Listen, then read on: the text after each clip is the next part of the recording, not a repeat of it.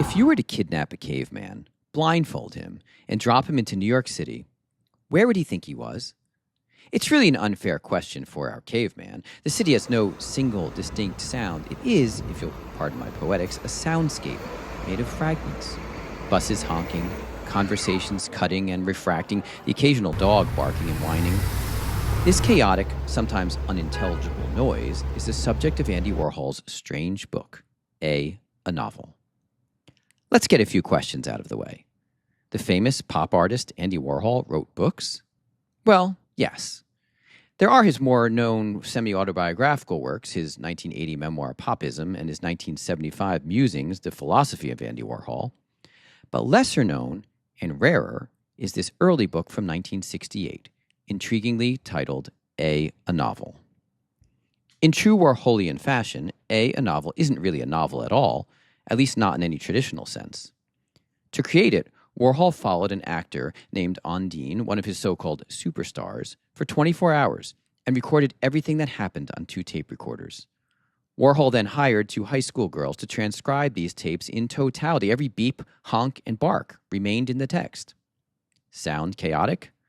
Well, this was just the beginning. Not only were all grammatical errors of transcription preserved, but Ondine was high on amphetamines for the entirety of the recording.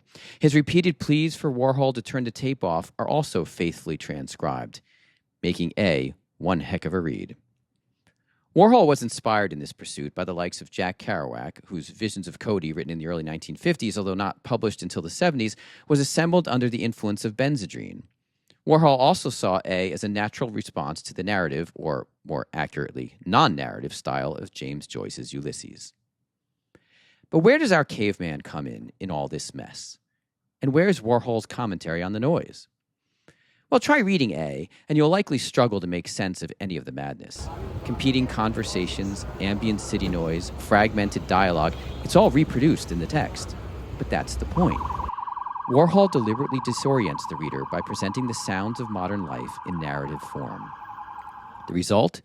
We experience the book as a caveman might experience the city, completely out of context and deeply confused. Still, Warhol isn't making the city more confusing. He's just changing its medium. The words we read in A are the very sounds we all navigate every day with little trouble. Instead, Warhol asks the reader a question. How normal is all this noise we've grown accustomed to? A is weird, dense, and difficult. But if you look closely, hidden within its strangeness is a serious attempt to reflect on the everyday noise that might make modern life so overwhelming for our caveman. Maybe, if we stop to think about it, for us too.